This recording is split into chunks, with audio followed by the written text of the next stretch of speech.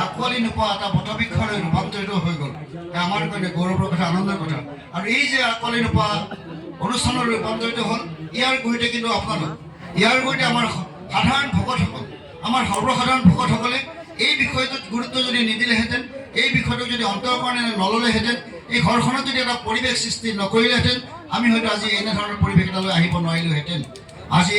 শ্ৰীমন্ত শংকৰদেৱ সংঘৰ 94 সংখ্যক বাৰ্ষিক অধিৱেশন ইয়াত অনুষ্ঠিত হৈছে। আপোনালোকে দেখিছে শ্ৰীমন্ত শংকৰদেৱ সংঘৰ অধিৱেশন মানে ভাৰতবৰ্ষৰ বিভিন্ন প্ৰান্তৰ মানুহৰ এটা উৎসাহ আৰু উৎকণ্ঠা হৈ থাকে যে কেতিয়া শ্ৰীমন্ত শংকৰদেৱ সংঘৰ অনুষ্ঠানলৈ যাম, অধিৱেশনলৈ যাম। যোৱাকালি এগৰাকী বিশেষ ব্যক্তি আমি নিমন্ত্ৰণ কৰিছিলোঁ, এগৰাকী সাংবাদিকক, বিশিষ্ট সাংবাদিকক নিমন্ত্ৰণ কৰিছিলোঁ। সেই সাংবাদিকগৰাকীয়ে শ্ৰীমন্ত শংকৰদেৱ সংঘৰ কথা শুনিছিল, বিভিন্ন কথা তেখেতে বাতৰি কাকতত প্ৰচাৰ কৰিছিল বা তেখেতে মিডিয়াযোগে প্ৰচাৰ কৰা দেখিছিল। কিন্তু তেখেতৰ এটা চিন্তা আছিল যে মই যদি সোমাই যাব পাৰোঁ, এবাৰ যদি দেখোঁ, তেনেহ'লে মোৰ ভাল লাগিব নেকি বুলি ভাবিছিল। কিন্তু তেখেতক যেতিয়া আমাৰ নিমন্ত্ৰণ ৰক্ষা কৰি তেখেত যেতিয়া আমাৰ এই অনুষ্ঠানটোলৈ আহিল, এই অনুষ্ঠানটোলৈ আহোঁতে তেখেতক যিটো উষ্ম আদৰণি জনালে, আমাৰ যুৱক যুৱতীসকলে, সেৱক সেৱিকাসকলে, আমাৰ হাজাৰ হাজাৰ 10,000তকৈ অধিক যুৱক যুৱতীয়ে যেতিয়া তেখেতক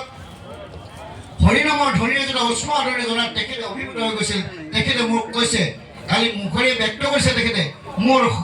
শৰীৰটো মোৰ এনেধৰণে শিহৰিত হৈ গ'ল, মই আচলতে ক'ত আছোঁ, মই ক'ত আহিছোঁ, মই কি দেখিছোঁ, সঁচাতে এইখনেই নেকি বৈকুণ্ঠপুৰী, সঁচাতে মহাপুৰুষ শংকৰদেৱ গুৰুজনাই সৃষ্টি কৰা এইখনেই নেকি সমাজ। আৰু তাতোকৈ ডাঙৰ কথা যে আমাৰ উঠি অহা যুৱক যুৱতীক এনেধৰণে সংগঠিত কৰি ৰাখিব পৰাটো সকলোৰে সপোনৰ অগোচৰ। বৰ্তমান সময়ত যুৱক যুৱতীসকলক লৈ বিভিন্ন চিন্তা চৰ্চা হৈছে, তথাপিও শ্ৰীমন্ত শংকৰদেৱ সংঘই এই আধ্যাত্মিক চিন্তা চৰ্চাৰে ভকতি ভাৱেৰে এই অনুষ্ঠানটোক যুৱক যুৱতীসকলক সংগঠিত কৰি ৰাখিবৰ কাৰণে সক্ষম হৈছে, আই মাতৃসকলক সংগঠিত কৰিবৰ কাৰণে সক্ষম হৈছে। ভকতসকলে, বান্ধৱসকলে এনেধৰণৰ অনুষ্ঠানৰ জৰিয়তে হৃদয়ে হৃদয়ৰ মাজত ঈশ্বৰৰ কথা শুনিবৰ কাৰণে, ভাগৱত গীতাৰ কথা শুনিবৰ কাৰণে, বিভিন্ন শাস্ত্ৰৰ কথা শুনিবৰ কাৰণে এনেধৰণৰ অনুষ্ঠানৰ আয়োজন কৰি লক্ষ লক্ষ মানুহক উপকৃত কৰিছে। যিসকলে অন্তৰ্ভুক্ত হৈছে সেইসকলে জানিছে, অন্তৰ্ভুক্ত নোহোৱাসকলেও বাহিৰৰ পৰা এই কথাবোৰ শুনিছে, তেখেতসকলে দেখি অভিভূত হৈছে। সঁচা অৰ্থতে শ্ৰীমন্ত শংকৰদেৱ সংঘই মহাপুৰুষৰ প্ৰতিটো বাণী, মহাপুৰুষৰ প্ৰতিটো কথা, মহাপুৰুষৰ প্ৰতিটো চিন্তা আৰু দৰ্শনক যে বাস্তৱত ৰূপায়িত কৰিবলৈ যে বিভিন্ন উপায় অৱলম্বন কৰিব পাৰি, সেই উপায়সমূহ অৱলম্বন কৰিছে। আৰু বিশেষকৈ বৰ্তমান সময়ত আমাৰ যি বিজ্ঞান আৰু প্ৰযুক্তিবিদ্যাৰ উত্তৰণ ঘটিছে, সমগ্ৰ পৃথিৱীখনকে এক কৰি ৰাখিব পৰাকৈ বিজ্ঞান আৰু প্ৰযুক্তিবিদ্যাই আমাক সহায় আৰু সহযোগ কৰিছে। এই বিজ্ঞান আৰু প্ৰযুক্তিবিদ্যাৰ সহায়ত বিজ্ঞান আৰু প্ৰযুক্তিবিদ্যাৰ উত্তম ব্যৱহাৰত আপোনালোকে যি সৎব্যৱহাৰ কৰিছে, এই সৎব্যৱহাৰে যথেষ্ট মানুহক উপকৃত কৰিবৰ কাৰণে সক্ষম হৈছে। শ্ৰদ্ধাৰ বাপসকল, আইসকল, মই আশা কৰিম এনেধৰণৰ অনুষ্ঠানে শ্ৰীমন্ত শংকৰদেৱ সংঘৰ গতি আৰু প্ৰগতিত যথেষ্ট সহায় আৰু সহযোগিতা আগবঢ়াব। শ্ৰীমন্ত শংকৰদেৱ সংঘ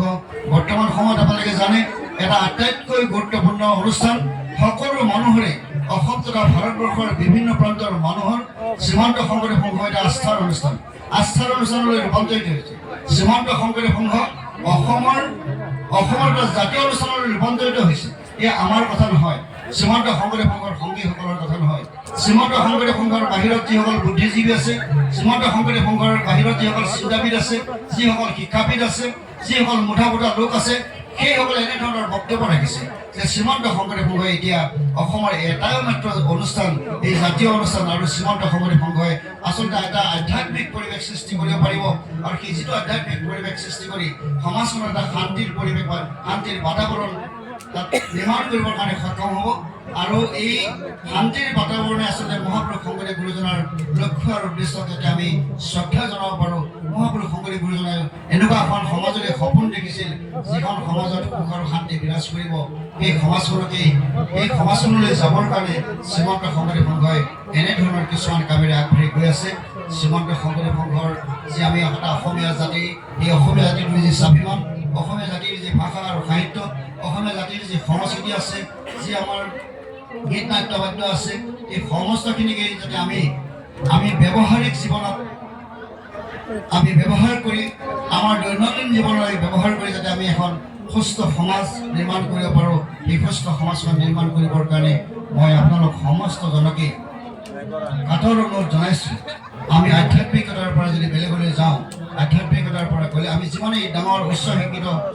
শিক্ষিত নহওঁ কিয়, ডাক্তৰ, ইঞ্জিনিয়াৰৰ পৰা আৰম্ভ কৰি বহুত ডাঙৰ ডিগ্ৰী ল'ব পাৰিম, আমেৰিকা লণ্ডন আমেৰিকাত আমি ডিগ্ৰী লৈ আহিব পাৰিম কিন্তু সেইগৰাকী মানুহক আমি কেতিয়াও প্ৰকৃত মানুহ বুলি ক'ব নোৱাৰিম সেইগৰাকী মানুহক কেতিয়াও মানৱ সম্পদ বুলি ক'ব নোৱাৰিম যেতিয়ালৈকে আচলতে মানুহৰ মনত যেতিয়া আধ্যাত্মিকতা নাথাকিব আধ্যাত্মিক চিন্তা চৰ্চা যেতিয়া কাম নকৰিব সেই মানুহজনে কেতিয়াও আচলতে প্ৰকৃত মানৱ সম্পদ হিচাপে পৰিচয় দিবৰ কাৰণে সক্ষম নহ'ব গতিকে শ্ৰদ্ধাৰ বাপসকল আইসকল আমি যিকোনো প্ৰকাৰেই নহওক কিয় এটা আধ্যাত্মিক পৰিৱেশ আমি বিৰাজ কৰাবই লাগিব বিশেষকৈ মহাপুৰুষৰ জন্ম ঠাই এইখন অসমত এই অসমৰ চুকে কোণে প্ৰতিটো ঠায়ে গাঁৱে ভূঞে আমি এনেধৰণৰ প্ৰচাৰ প্ৰসাৰ চলাই এনেধৰণে কাম কৰি এটা সুন্দৰ পৰিৱেশ সৃষ্টি কৰিব লাগিব আৰু আপোনালোক তাৰে কাণ্ডাৰী আপোনালোকে আচলতে এনেধৰণৰ কামবিলাকৰ কাৰণে আপোনালোক